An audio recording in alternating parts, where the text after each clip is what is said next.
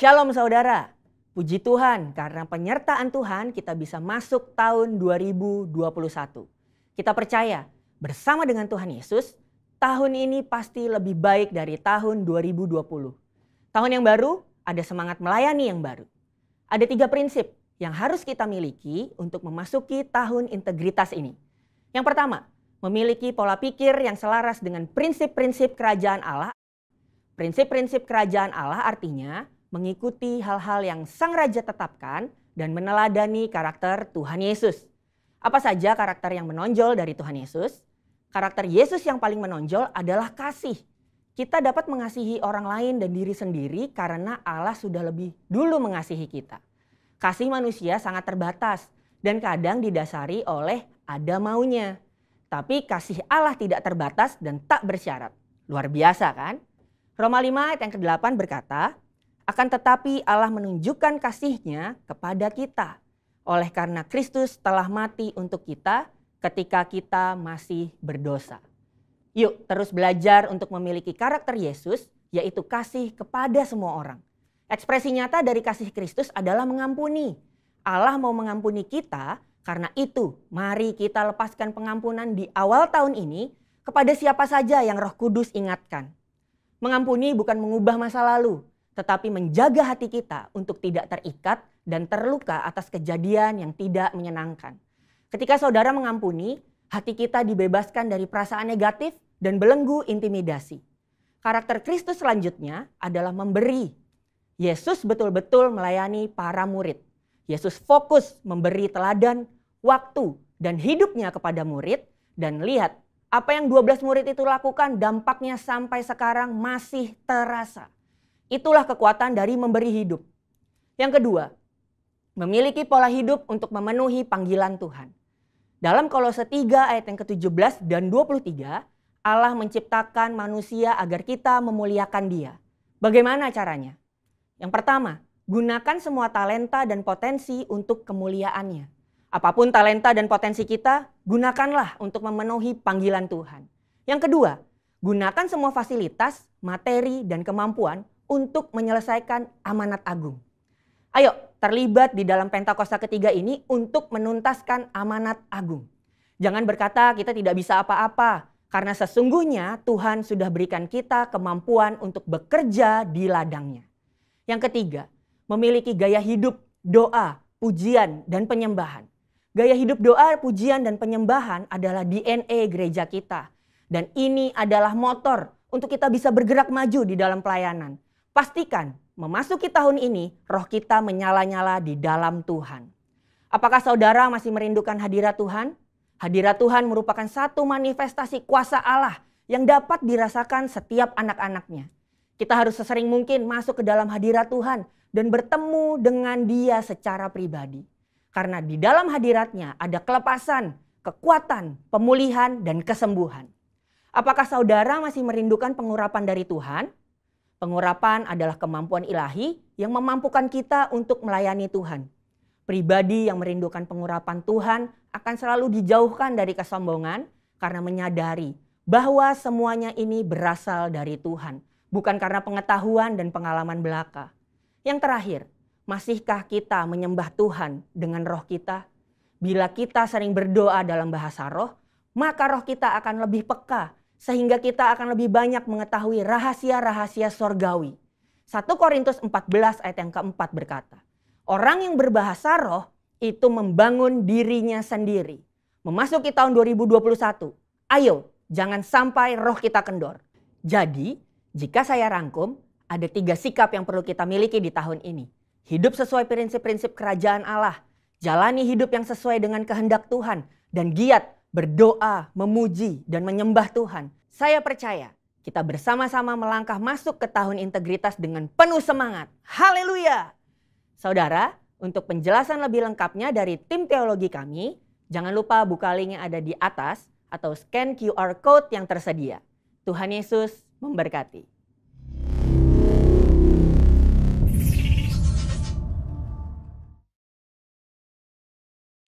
Shalom Bapak Ibu, Saudara yang dikasihi Tuhan. Selamat tahun baru buat setiap kita dimanapun kita berada. Saya percaya kasih setia Tuhan menyertai Haleluya. Mari sama-sama kita katakan, Allah itu baik, sungguh baik bagiku. Ditunjukkannya kasih setianya. Dia menyediakan yang ku perlukan, menyatakan kebaikan, menyatakan kebaikan, menyatakan kebaikannya padaku. Allah itu baik. Allah itu baik, sungguh baik bagiku. Ditunjukkannya kasih setianya. Dia menyediakan yang ku perlukan, menyatakan kebaikan, menyatakan kebaikan, menyatakan kebaikannya padaku. Kasih setianya, kasih setianya tak pernah berubah. Dulu, sekarang, sampai selama-lamanya. Ajaiblah kuasa dalam namanya. Yesusku luar biasa. Terima kasih Tuhan Yesus untuk kasih-Mu yang hebat buat kami Tuhan. Haleluya. Mari sama-sama sambil tepuk tangan yuk kita katakan, Allah itu baik. Allah itu baik, sungguh baik bagiku. Setiap hari Engkau tunjukkan kasih setia-Mu buat kami Tuhan, yang kami percayai. Yang menyediakan yang ku perlukan, menyatakan kebaikan, menyatakan kebaikan, menyatakan kebaikannya padaku. Kasih setianya tak pernah berubah. Dulu, sekarang, seumur hidup kami Tuhan Yesus. Kami katakan Tuhan, ajaiblah kuasa dalam namanya. Yesusku luar biasa. Kasih setianya, kasih setianya sepanjang umur hidup kami Tuhan.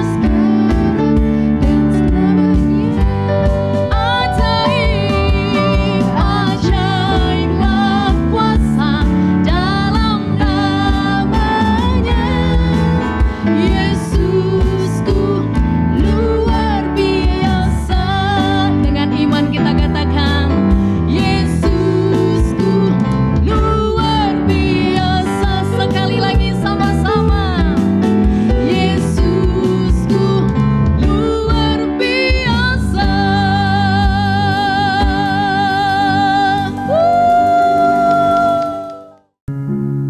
Mari bersama-sama kita deklarasikan Mazmur 91.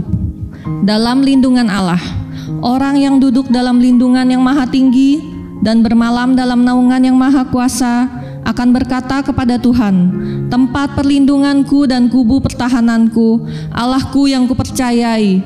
Sungguh, Dialah yang akan melepaskan engkau dari jerat penangkap burung, dari penyakit sampar yang busuk. Dengan kepaknya, Ia akan menudungi engkau. Di bawah sayapnya, engkau akan berlindung. Kesetiaannya ialah perisai dan pagar tembok. Engkau tak usah takut terhadap kedahsyatan malam, terhadap panah yang terbang di waktu siang, terhadap penyakit sampar yang berjalan di dalam gelap, terhadap penyakit menular yang mengamuk di waktu petang. Walau 1000 orang rebah di sisimu dan 10.000 di sebelah kananmu, tetapi itu tidak akan menimpamu. Engkau hanya akan menontonnya dengan matamu sendiri, dan melihat pembalasan terhadap orang-orang fasik. Sebab Tuhan ialah tempat perlindunganmu, yang Maha Tinggi telah kau buat tempat perteduhanmu. Malapetaka tidak akan menimpa kamu, dan tulah tidak akan mendekat kepada kemahmu. Sebab malaikat-malaikatnya akan diperintahkannya kepadamu untuk menjaga engkau di segala jalanmu. Mereka akan menatang engkau di atas tangannya, supaya kakimu jangan terantuk kepada batu. Singa dan ular tedung akan kau langkahi, engkau akan menginjak anak singa dan ular naga. Sungguh, hatinya melekat kepadaku, maka aku akan meluputkannya. Aku akan membentenginya, sebab ia mengenal namaku. Bila ia berseru kepadaku, aku akan menjawab. Aku akan menyertai dia dalam kesesakan. Aku akan meluputkannya dan memuliakannya. Dengan panjang umur akan kukenyangkan dia, dan akan kuperlihatkan kepadanya keselamatan daripadaku. Terima kasih Tuhan. Kebaikan-Mu akan mengikuti kami Tuhan sepanjang tahun ini. Kasih setia-Mu tidak akan pernah meninggalkan kami. Seperti Daud berkata, Engkau memahkotai tahun dengan kebaikan. Jejak-Mu mengeluarkan lemat. Demikianlah kami berkata saat ini di hadapan-Mu ya Tuhan. Engkau memahkotai sepanjang tahun ini dengan kebaikan. Apapun yang terjadi dalam hidup kami Tuhan, jejak-Mu mengeluarkan lemak. Berkat-berkat-Mu mengikuti kami ya Tuhan. Kami bersyukur. Kami bersyukur Tuhan. Kasih setia-Mu besar. Kebaikan-Mu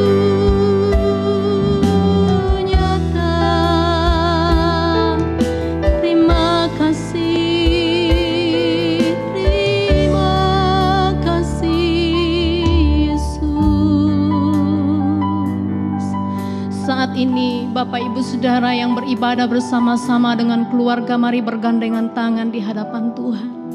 Mari masing-masing kita nyatakan janji kita untuk Tuhan. Oh Rabasyakaralabaralaba, Tuhan kami mau katakan kami mau setia. Kami mau setia dalam suka dan duka. Kami tetap akan memuji menyembah-Mu ya Tuhan. Kami mau tetap mengasihi-Mu Tuhan. Kami mau tetap melayani-Mu Tuhan, apapun yang terjadi. Ini pernyataan kami, ini janji kami di hadapan-Mu ya Tuhan.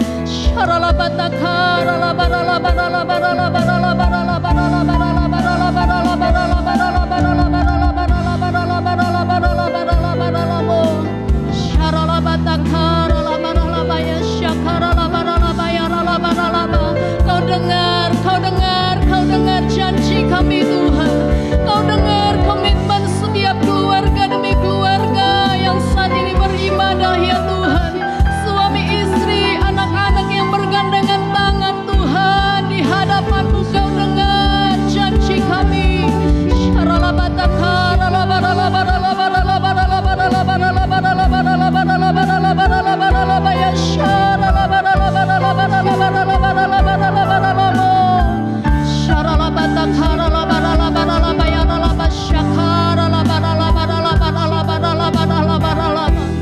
Saat ini kami mengangkat kedua tangan kami di hadapan-Mu Bapa. Yes Lord. Yesus, ku cinta Kau, ku tinggikan, ku agungkan.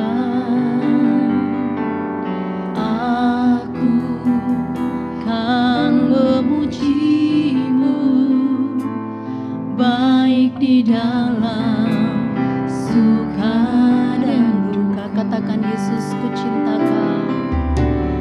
Yesus, ku cinta Kau, ku tinggikan, ku agungkan. Ini janji kami Tuhan. Aku kan memuji-Mu, baik di dalam suka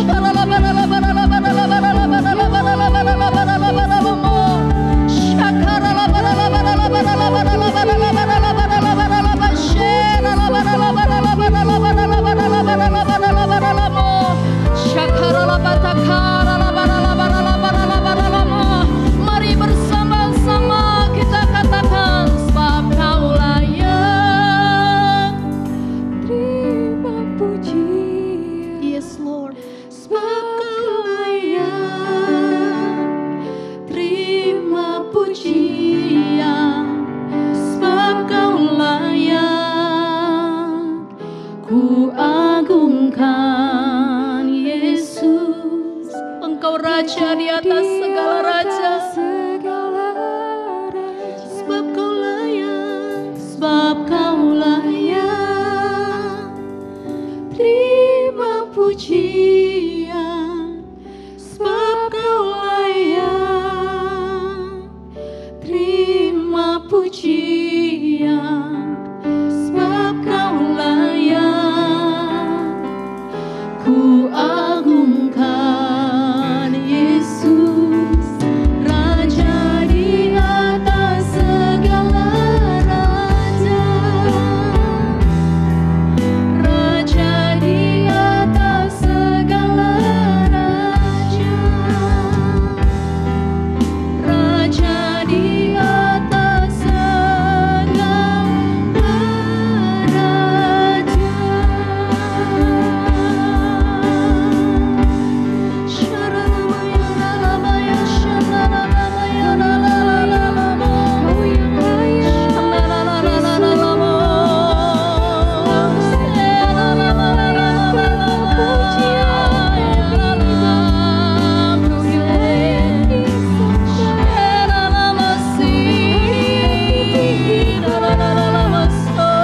Sembah dia, worship him, worship him. Sembah dia.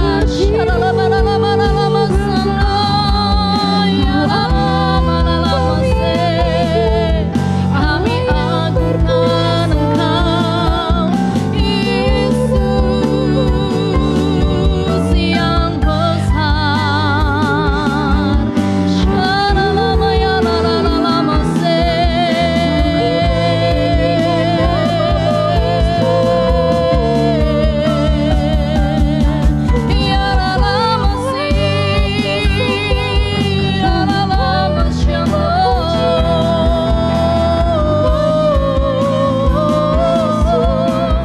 Terpujilah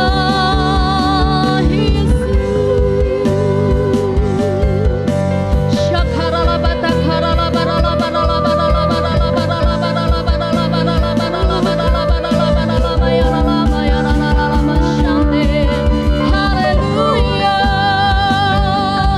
kami memujimu, Kau besar Tuhan, Kau Allah yang besar di hidup kami.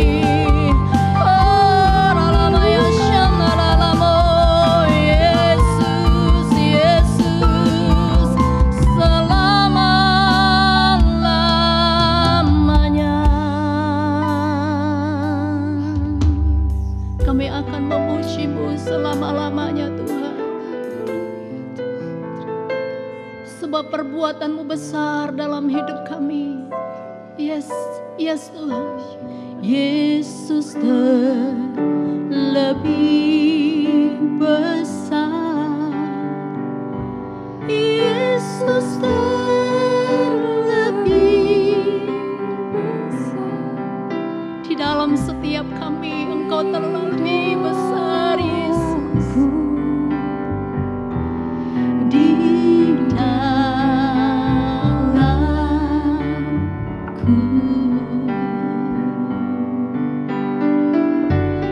Yesus terlebih besar. Yesus terlebih besar. Di dalamku sampai selama-lamanya.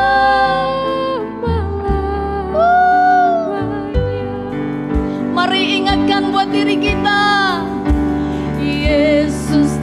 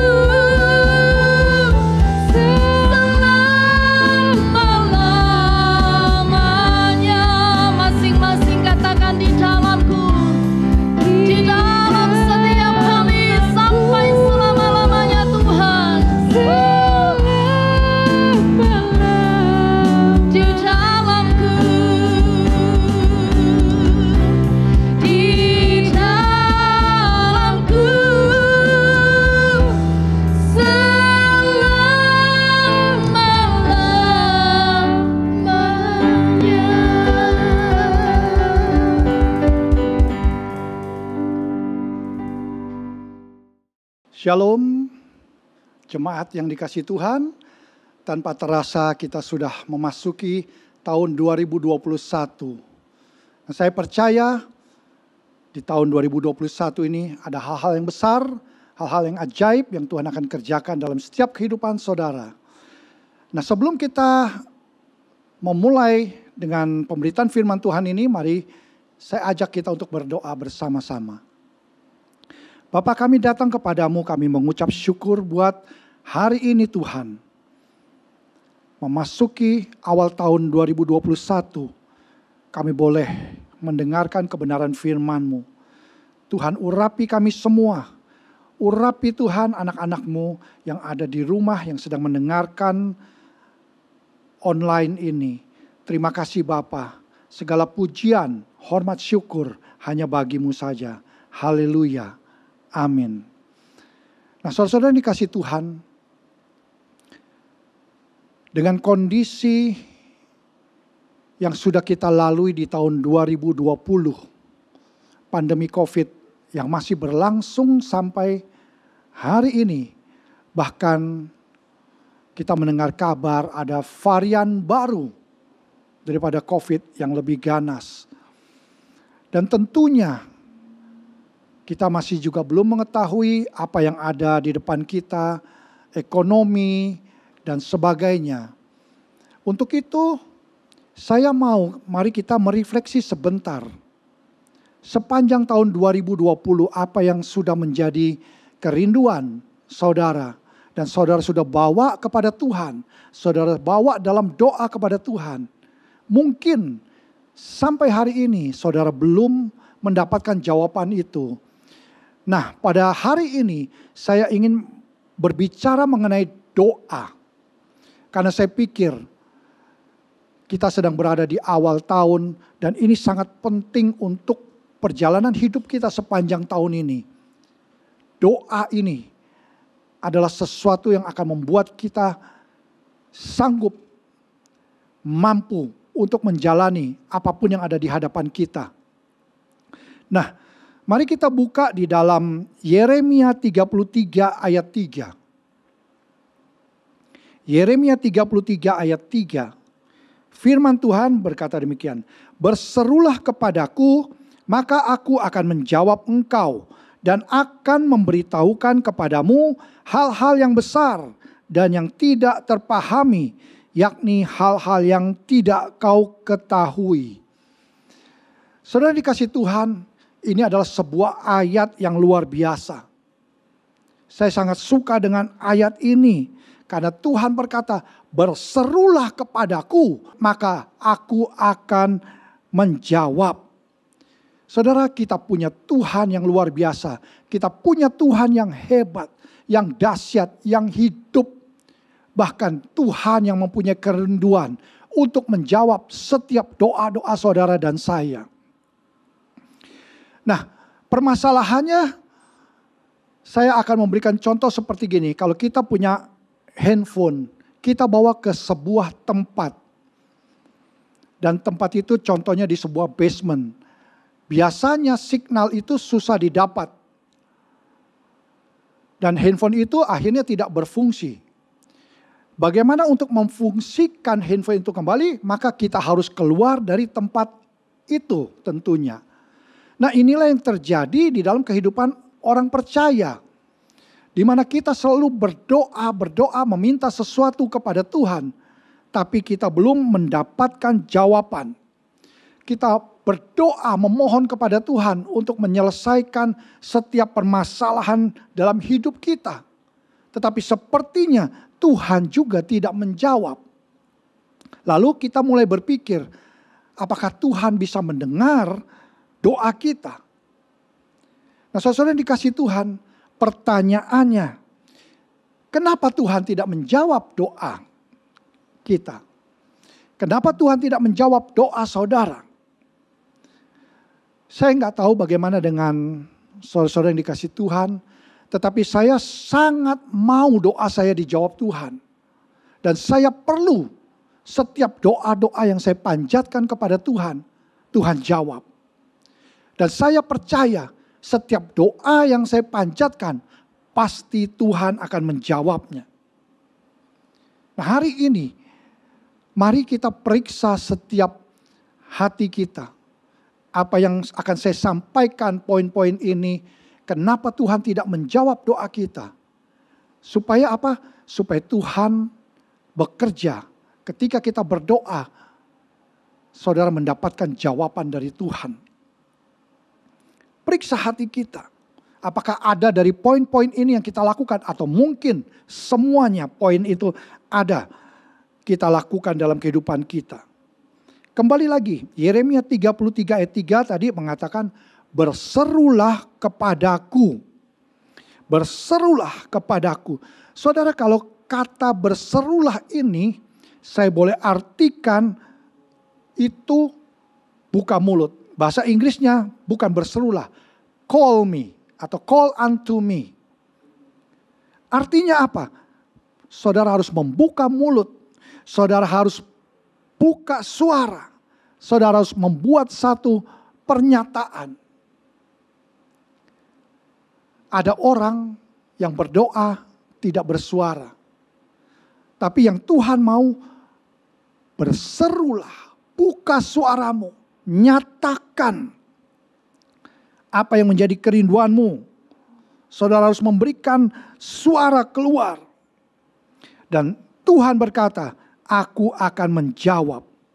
Nah, aku akan menjawab berarti Tuhan akan berbicara kembali, menanggapi apa yang saudara panjatkan. Dan dia akan memberikan jawaban kepada saudara. Dengan kata lain, Tuhan akan menjawab saudara dengan cara yang spesifik kepada setiap orang. Dengan caranya yang tertentu. Sehingga saudara tahu bahwa Tuhanlah yang menjawab doa saudara. Contohnya, apakah saudara pernah mengalami di mana saudara punya masalah yang saudara nggak pernah ceritakan kepada orang lain. Dan saudara bawa dalam doa. Lalu Tuhan menjawab doa saudara. Dan saat itu saudara sungguh-sungguh tahu dengan pasti. Ternyata Tuhanlah satu-satunya yang menjawab doa saudara itu. Nah, jadi saudara harus berseru. Saudara harus membuka mulut. Membuat pernyataan. Maka dikatakan di ayat 3 tadi. Aku akan memberitahukan kepadamu. Nah, memberitahukan ini bahasa Inggrisnya to show you. Menunjukkan. Artinya apa? Artinya Tuhan akan mengumumkan. Tuhan akan membuat publikasi. Supaya apa? Bahwa orang-orang tahu bahwa Tuhanlah yang melakukannya itu untuk saudara. Pertanyaannya, kembali lagi, kenapa Tuhan tidak menjawab doa saudara? Nah, saya nggak tahu, sepanjang tahun 2020 mungkin ada di antara saudara yang sedang menyaksikan tayangan ini, saudara berkata doa saya betul. Belum dijawab, bahkan sudah masuk tahun 2021.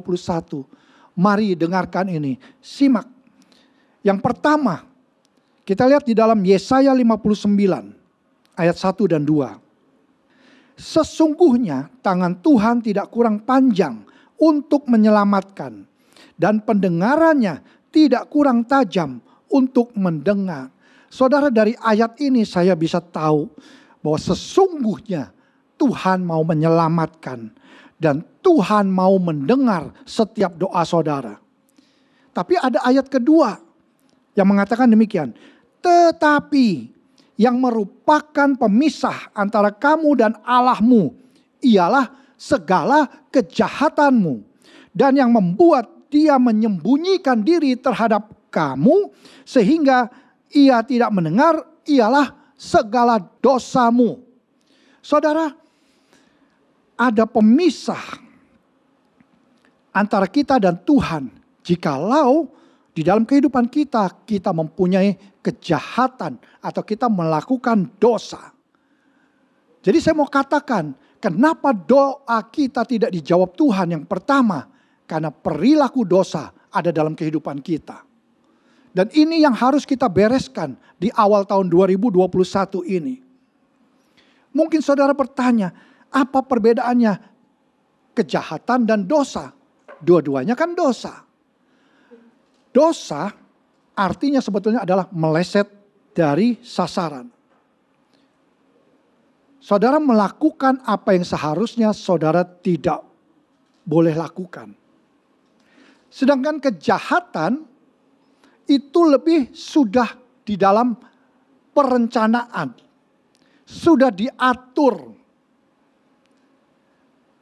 Sudah dipikirkan untuk dilakukan.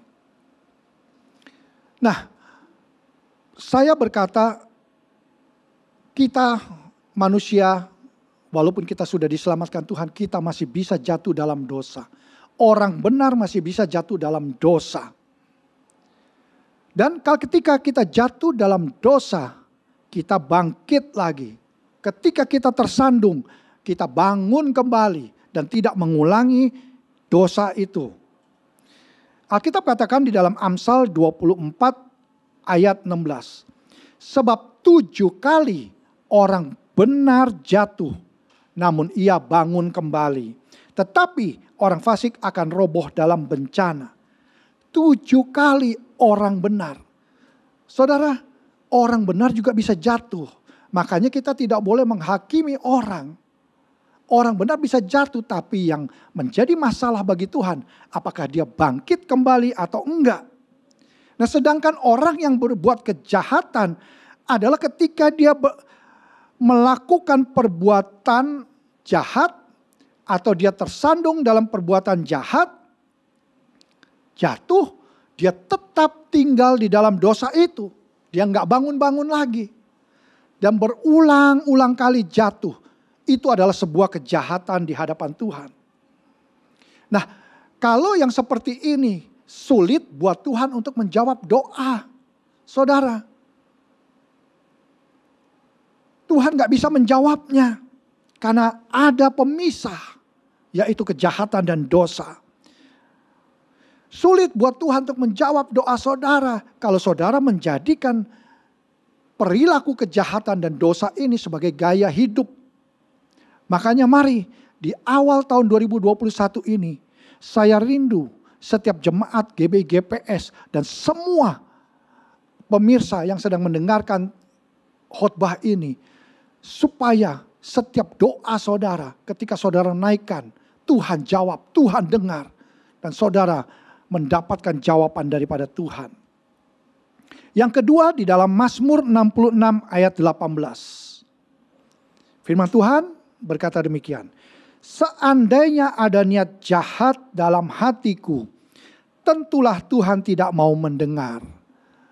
Tentulah Tuhan tidak akan mendengar, bahasa Inggrisnya.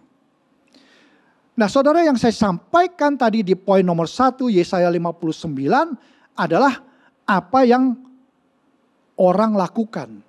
Tetapi kalau di dalam Mazmur 66 ayat 18 ini dikatakan seandainya ada niat jahat dalam hatiku, ini kita tidak melakukannya. Tetapi ada niatan di dalam pikiran kita. Yang nanti akhirnya dari hati kita ambil keputusan untuk melakukannya. Saudara mungkin berpikir, kan saya nggak melakukannya, nggak apa-apa, cuman baru mikirin, baru membayangkan. Saudara, Alkitab katakan ini bermasalah. Tuhan tidak akan menjawab doa saudara. Dia nggak katakan mungkin Tuhan tidak akan menjawab. Pasti Tuhan tidak akan menjawab doa saudara. Dan saudara tahu, tidak ada di dalam hidup ini, di dalam perjalanan kehidupan kekristenan saya. Kalau yang paling membahagiakan adalah ketika doa saya ini dijawab sama Tuhan. Ketika doa saya dijawab sama Tuhan, saya tahu dengan pasti saya punya Tuhan yang hidup. Saya melayani Tuhan yang hebat. Yang bisa mendengar seruan saya dan menjawab setiap doa-doa saya. Nah, di sini Tuhan mau setiap saudara, termasuk saya, kita harus bisa mengendalikan pikiran kita. Kita harus bisa mengendalikan apa yang kita pikirkan. Bukan saja apa yang kita lakukan, tetapi apa yang kita pikirkan itu penting buat Tuhan. Setiap pikiran itu bisa datang ke dalam benak seseorang. Tetapi kita belajar hari ini, kita tidak boleh mengizinkan dia tinggal di dalam pikiran kita. Ibaratnya saya kasih contoh, kalau ada seekor burung terbang, biarkan dia terbang. Tapi kita nggak boleh izinkan dia untuk membuat sarang. Lalu bertelur di sana sampai menghasilkan anak burung lagi. Kita tidak boleh mengizinkan hal itu terjadi. Kita harus mengendalikannya. Persis seperti firman Tuhan katakan di dalam 2 Korintus 10 ayat 5. Kami menawan segala pikiran dan menaklukkannya kepada Kristus. Kita harus menawan setiap pikiran-pikiran yang tidak sesuai dengan firman Tuhan. Setiap pikiran-pikiran yang tidak sesuai dengan kehendak Tuhan, kita harus tawan itu. Dan saudara perlu mengerti ini. Saya kasihkan perumpamaan seperti hukum tabur dan tuai. Ketika kita menabur pikiran, kita akan menuai perasaan. Ketika kita menabur perasaan, kita akan menuai tindakan. Ketika kita menabur tindakan, kita akan menuai kebiasaan. Dan ketika kita menabur kebiasaan, kita akan menuai gaya hidup. Dan akhirnya saudara-saudara, ketika kita menabur gaya hidup, maka kita akan menuai destiny. Nah, saudara, mari pada poin nomor 2 ini cek. Apakah ada di dalam pikiran-pikiran kita, perilaku pikiran kita yang berdosa, yang tidak berkenan kepada Tuhan. Kita harus tinggalkan itu semua. Alasan yang ketiga kenapa Tuhan tidak menjawab doa kita. Yakobus 4 ayat 3. Atau kamu berdoa juga, tetapi kamu tidak menerima apa-apa karena kamu salah berdoa. Nah, kamu salah berdoa ini bahasa Inggrisnya amiss, meleset. Sebab yang kamu minta itu hendak kamu habiskan untuk memuaskan hawa nafsumu. Kata salah berdoa ini meleset, artinya begini. Saudara meminta dengan alasan yang tidak tepat. Saudara meminta sesuatu yang tidak baik, yang tidak bermanfaat buat saudara. Itu sebabnya Tuhan tidak mau menjawab doa saudara. Alkitab katakan yang kamu minta itu hendak kamu habiskan untuk memuaskan hawa nafsumu. Saudara, ini semua berbicara tentang kepentingan saudara sendiri. Tentang kepuasan saudara sendiri. Bukan untuk kerajaan Allah. Bukan untuk memajukan kerajaan Allah. Saudara, ada orang berdoa minta mobil. Tapi dia gak mau mobilnya dikotori. Jadi dia gak mau pakai mobil itu untuk pelayanan. Dia gak mau pakai mobil itu untuk menjemput jemaatkah atau teman-teman yang dekat, yang gak punya kendaraan untuk sama-sama berangkat. Tapi dia takut kotor mobilnya. Malahan mobilnya dipakai untuk ke tempat-tempat yang gak benar. Bagaimana Tuhan bisa menjawab hal seperti ini? Ini adalah alasan yang salah. Ini poin saya nomor 3. Motif yang salah. Yang dipakai itu tidak untuk memuliakan Tuhan. tapi dipakai untuk aku, dan aku saja. Tuhan mau berkati saudara. Tuhan mau memberkati. Saudara, ada orang minta diberkati. Tetapi ketika dia diberkati, dia kawin lagi. Ini gak benar. Dikasih rumah. Saya ingat dulu saya minta sama Tuhan, Tuhan kasih rumah yang lebih besar. Karena saya butuh tempat itu untuk family altar atau kul sekarang namanya. Karena tempat yang kita pakai itu kecil. Dan saya berdoa, Tuhan jawab. Tuhan berikan rumah yang lebih besar. Saya pakai saudara. Untuk kita bisa bersama-sama berkumpul, memuji, menyembah Tuhan. Sharing firman Tuhan. Saling menguatkan, saling meneguhkan. Tapi ada orang diberkati kasih rumah. Dia takut rumahnya kotor. Dia gak mau undang orang untuk nginep. Dulu saya juga sering. Hamba-hamba Tuhan. Kalau yang dari luar. Saya ajak nginep di rumah. Daripada dia nginep di hotel.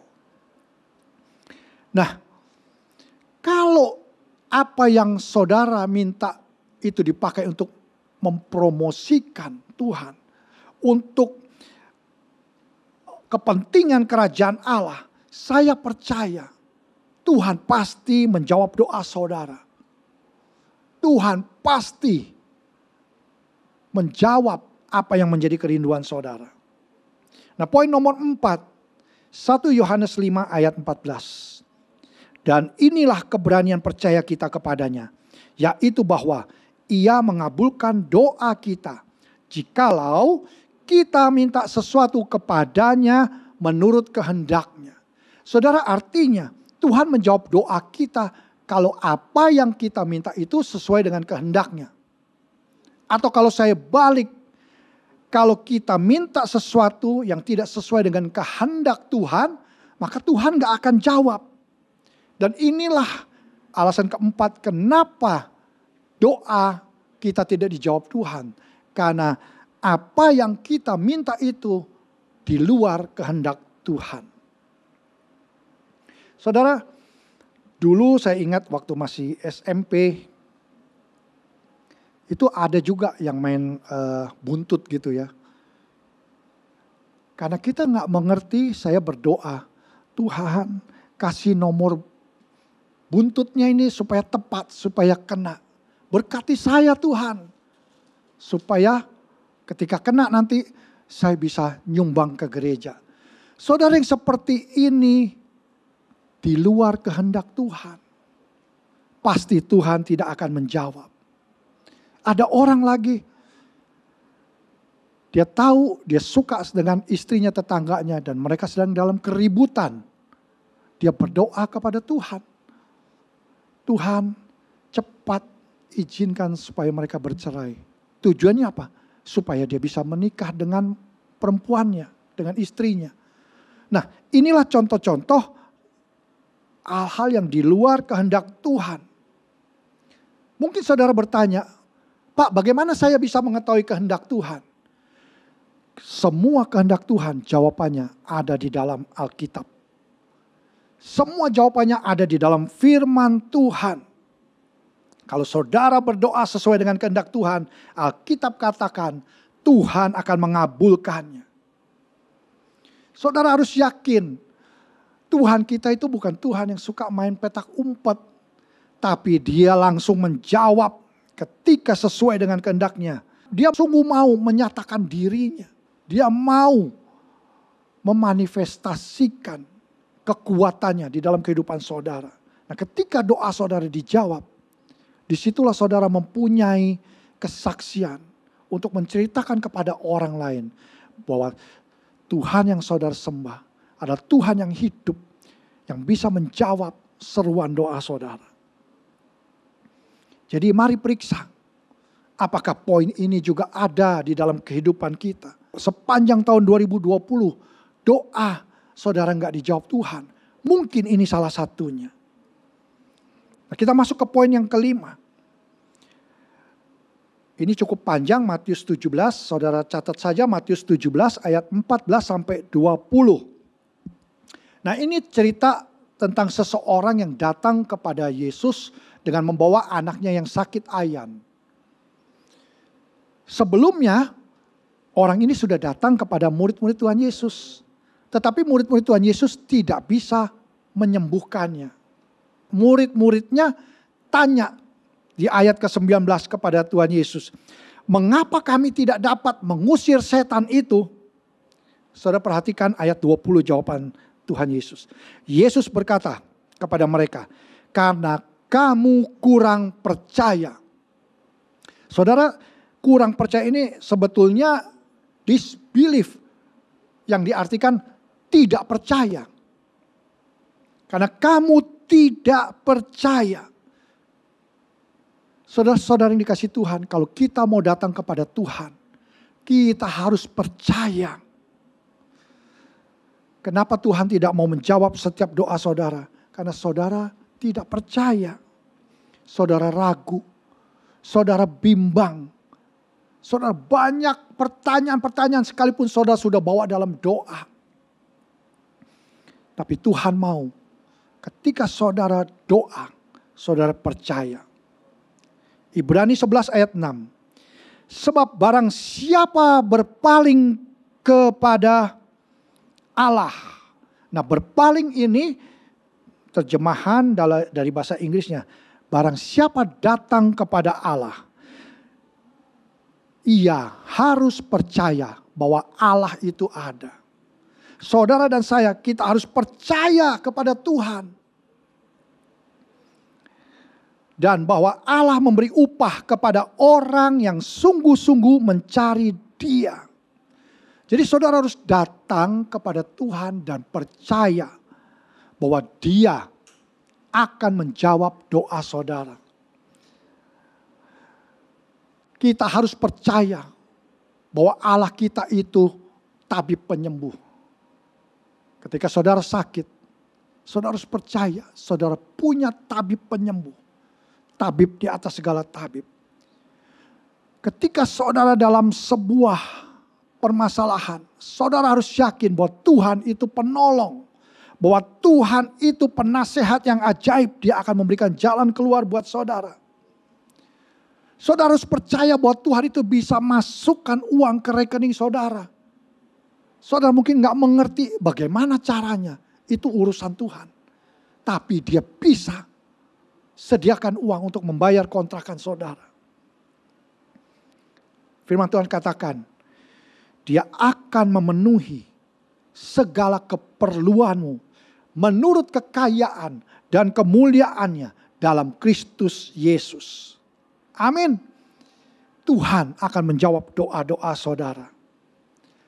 Tapi di Ibrani 11 ayat 6 yang awal katakan, tetapi tanpa iman tidak mungkin orang berkenan kepada Allah.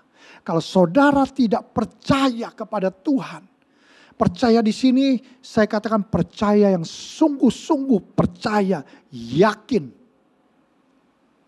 bahwa Tuhan itu ada. Tuhan itu bisa diandalkan. Bahwa Tuhan itu mengendalikan segala sesuatu dalam hidup saudara. Nah, kalau saudara percaya ini, maka saudara akan menerima jawaban daripada Tuhan. Nah, kita lihat apa yang Tuhan Yesus katakan mengenai doa ini. Di dalam Markus 11 ayat 23.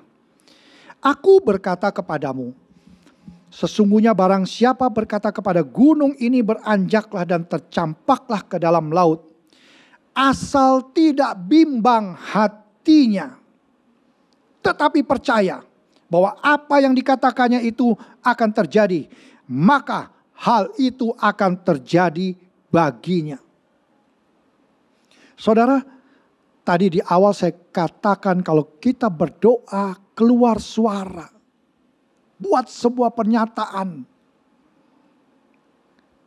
Di sini dikatakan apa yang kita katakan itu, kalau kita percaya tidak bimbang dan percaya apa yang kita katakan itu akan terjadi, maka hal itu akan terjadi. Coba lihat ayat 24-nya. Karena itu Aku berkata kepadamu, Tuhan Yesus sendiri yang berkata, apa saja yang kamu minta dan doakan, percayalah bahwa kamu telah menerimanya, maka hal itu akan diberikan kepadamu. Jadi saudara, ketika saudara berdoa, saudara harus percaya apa yang saudara minta dan doakan itu, saudara harus percaya bahwa saudara sudah menerimanya. Maka hal itu akan diberikan kepadamu. Amin. Yang keenam, yang terakhir. Amsal 28 ayat 9. Siapa memalingkan telinganya untuk tidak mendengarkan hukum, juga doanya adalah kekejian. Saya mau tanya, apakah di dalam hidup saudara ini, saudara mengabaikan hukum ini berarti firman Tuhan? Apakah saudara mengabaikan firman Tuhan? Atau sebaliknya, firman Tuhan itu saudara jadikan sebuah tuntunan buat hidup saudara? Apa saudara jadikan firman Tuhan itu sebagai panduan untuk mengatur hidup saudara? Kalau saudara memutuskan segala sesuatu sendiri dan saudara mengabaikan firman Tuhan, Alkitab katakan doa saudara adalah kekejian.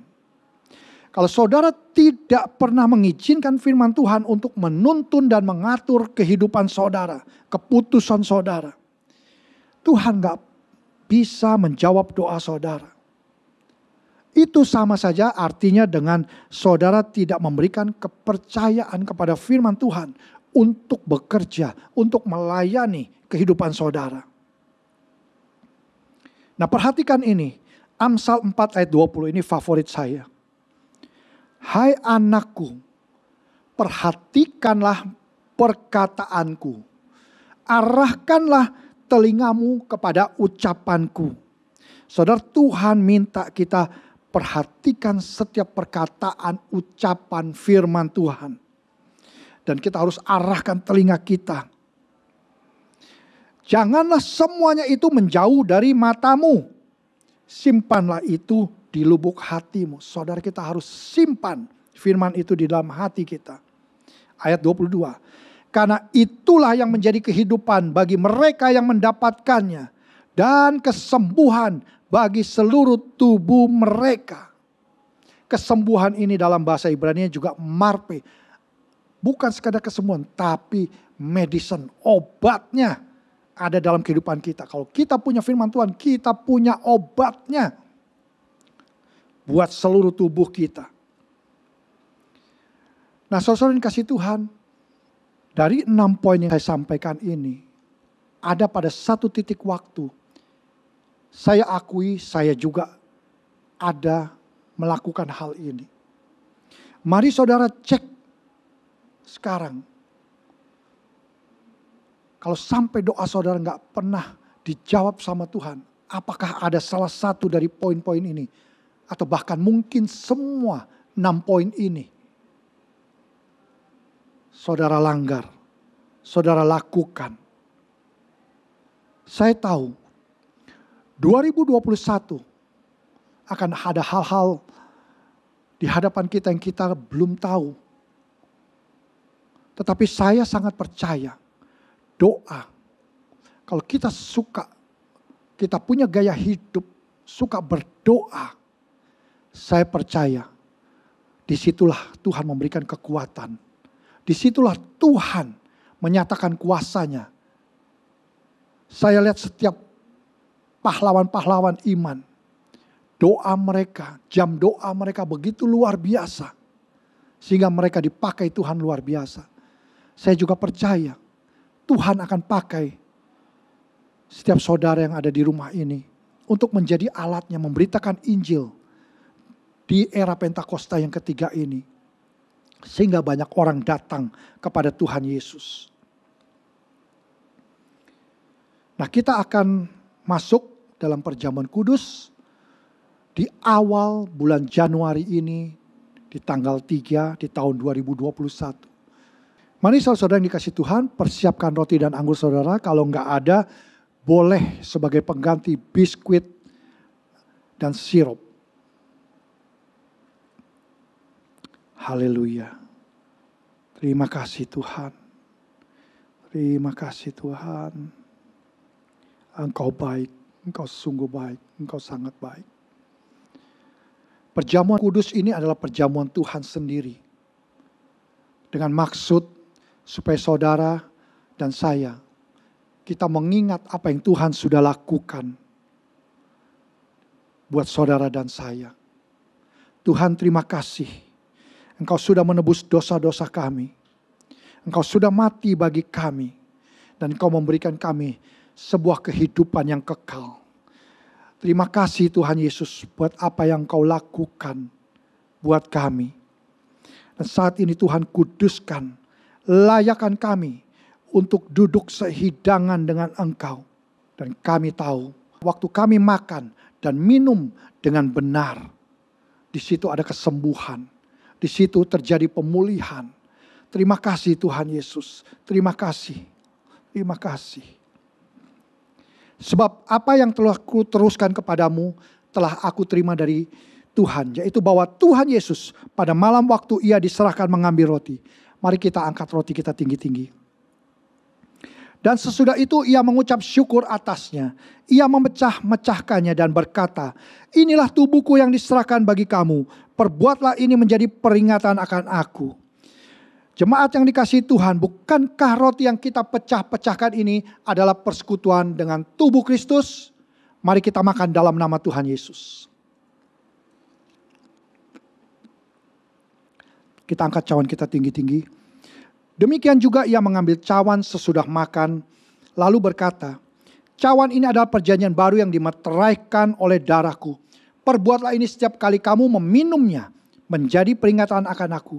Jemaat yang dikasihi Tuhan, bukankah cawan pengucapan syukur yang atasnya kita ucapkan syukur adalah persekutuan dengan darah Kristus?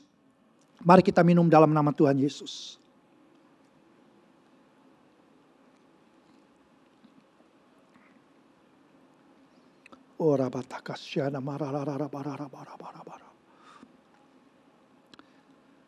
Berkati setiap jemaat-Mu ya Tuhan.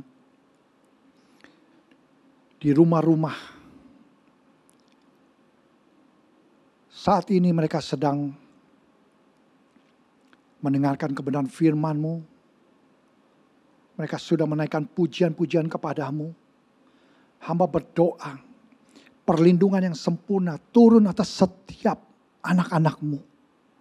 Engkau memberkati setiap usaha mereka, pekerjaan mereka, kesehatan mereka. Bahkan rumah tangga mereka Tuhan. Hubungan suami istri, orang tua anak. Semua harmonis dalam nama Tuhan Yesus. Hamba percaya Tuhan. Tidak ada satu kekuatan musuh pun yang bisa menghampiri kehidupan mereka. Karena mereka memiliki kehidupan doa. Dan kami mau ambil komitmen Tuhan. Di awal tahun 2021 ini. Kami akan banyak masuk dalam doa. Lebih lagi Tuhan. Dan kami sudah mengerti sekarang.